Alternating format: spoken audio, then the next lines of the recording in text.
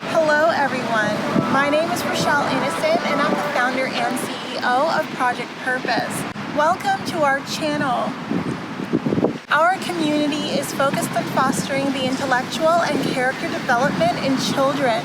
We do this through our parent-child workshops that are focused on 4 themes: autonomy, self-efficacy, compassion, and self-concept, in order to cultivate grit, perseverance, and resilience in each child. And we are so thrilled to be offering one of the first of its kind digital, virtual, and continuous learning environments, enabling parents and children to connect from all around the world. At Project Purpose, our overarching mandate is to renew and rebuild family, community, and relationships. Our different social media platforms provide us with an opportunity to have discussions and to create space for all topics that relate to family, community, and relationships with ourselves as well as with others, with a primary focus on mental health and education. More precisely, the ways that the institutions of mental health and education play a role and have played a role in our societies at large. These discussions and debates provide us with an opportunity to think critically about what needs to change within these structures for us to live up to our bold slogan, support, protect, and empower each child through youth-focused development, better known as leadership in juvenescence. We recognize that in valuing our children's leadership potential, that also translates as recreating and co-creating environments, both socially and politically, that will enable our children to thrive.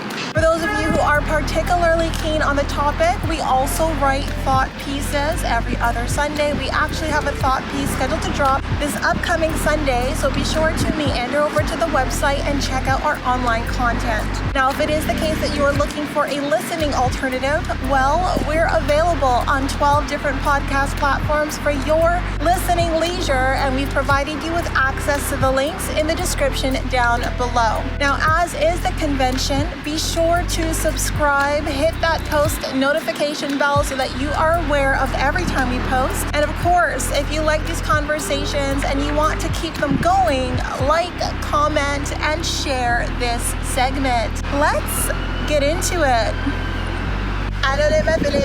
Hello, ladies and gentlemen, and welcome back to another segment here on Project Purpose. For those of you who are new, we cover topics that relate to mental health, mental wellness, and education on a week-by-week basis. And this week we're talking about education, and we're going to talk about the education that starts at home surrounding divine femininity and masculinity. Now, I am of the mindset that femininity and masculinity is defined individually. I think that there are just too many traditions, conventions, and norms around gender that are restricted rather than being liberating. So I like the idea that stepping into your divine feminine or masculine is something that you define, that you narrate your own way. So when it comes to masculinity and femininity, this is something that is self-defined. All to say, there's so much to deconstruct when you're trying to figure out what it means to be masculine or feminine. So I'm going to talk about this from my personal vantage point, from my personal viewpoint.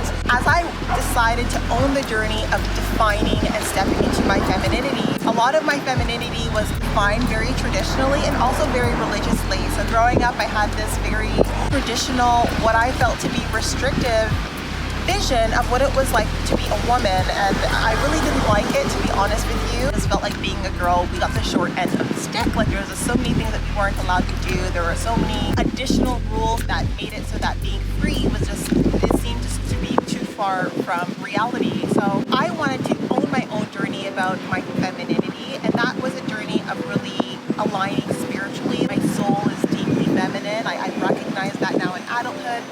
As a child, I didn't realize that my soul was deeply feminine because my soul as feminine, the way that that translates, isn't the way that conventionally and traditionally one would define femininity. But for me, it did, right? And I think that finding my way back to my own femininity meant that I had to erase the scripts that I was given by society on what femininity meant. I feel the alignment by way of spiritual, physical femininity, like my biology. I love my biology and all the ways that I am biologically female and how that translates on a monthly basis, on a weekly basis. Like every day is a reminder of my femininity based on my biology and even my spirit being feminine, me connecting with nature the way that I do. I really do feel that stepping into my divine femininity allows me to be so connected to nature, to see myself translate in so many different ways in nature. And I think the one area though where I'm not so confident, where I'm still figuring things out, is around, roles, the role of being feminine. And I think that that's something that's self-defined, and some people have made the argument that maybe my vision, my articulation of femininity by way of how that builds into the relationships that I create and that I sustain, it could be very much North American, a very North American viewpoint, and I think that that's fair. I think some people even went as far as to say that maybe I've drunk too much Kool-Aid, like my ideals around femininity is a lot of North American propaganda, because in North America we really enforce this idea of femininity and independence just because of the history of trying to create a certain degree of autonomy and a certain degree of identity that wasn't attached to the man, right? And I think that there's just so much to unpack when it comes to figuring out, like, what's my femininity as an individual, and then how does that articulate and translate with a partner in a heterosexual relationship for me, without me feeling like I'm backsliding on a lot of history that allows me to feel empowered as a woman, and especially as a woman of color. And so when it comes to societal roles, I think that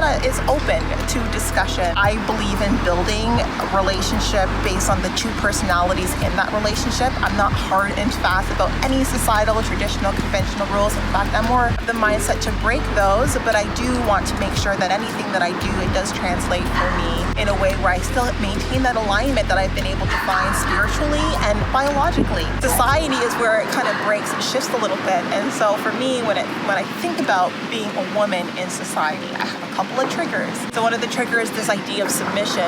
And I think it's the word submission because I love the idea of being protected, of being shielded, of being sheltered. But in exchange for submission, like I want to be myself, right? I want to be a free, fiery, spirited woman and be independent in the way that I think and be vocal and articulate my ideas the way that I do.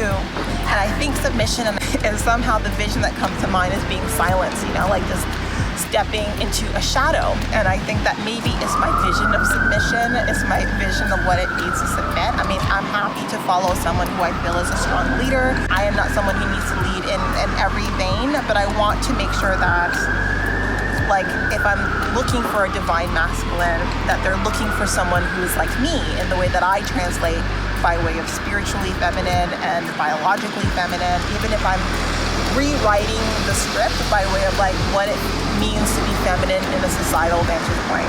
So yes, I think independence, I think it can be toxic. I think that there's a bit of a toxic narrative around independence and femininity because of the history. I think that there is nothing wrong with being in a partnership where independence can be something that is redefined in that relationship. But I think also like just being mindful of the triggers, right? Like I think that as long as no one feels like their identity and their values and their beliefs are being erased as they figure out and navigate relationship, I don't think that there's any issue there. And I think that it's really just the words, the word choices, especially because I was raised so religiously and I was always told, well, as a woman, you must submit.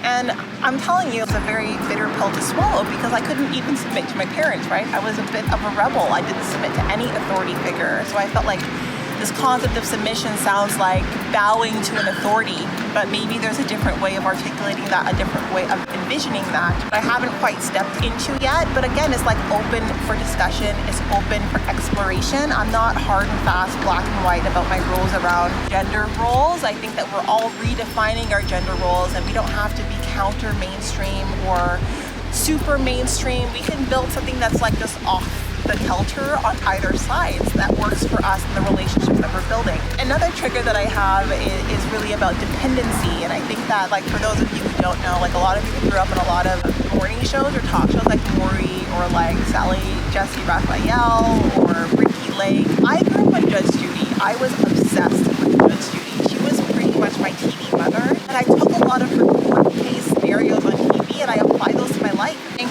because I love Judge Judy so much and I love how much of a powerhouse she is, a lot of what I felt by way of femininity and how that translates it has been driven by her as a role model, and I think that even professionally, even the academic choices that I've made, I realize now that like I really was trying to embody Judge Judy. Like I wanted to be this powerhouse woman who was really strong, who was well respected, who was well articulated, who was super knowledgeable. I just loved this woman so much. Even now, like I watch some of her shows and I'm just like amazed by how much wisdom and knowledge this woman has, and how much empathy and compassion she has, and just how quickly she can put things together. And so now I'm recognizing, well, you know, that's her kind of femininity. I've modeled that for long enough, but I can recreate my own, and I'm still figuring out what that looks like. So I think I want to come on here, talk a little bit about my journey stepping into divine femininity and how I do feel completely aligned by way of like being spiritually and biologically feminine. But I think societal rules around femininity, they're wishy-washy, right? There are things that we have to continuously revise, review, and edit, right? And I don't think we have to stick to a given script. I think when you meet people, as you evolve, as you grow, as you cultivate your own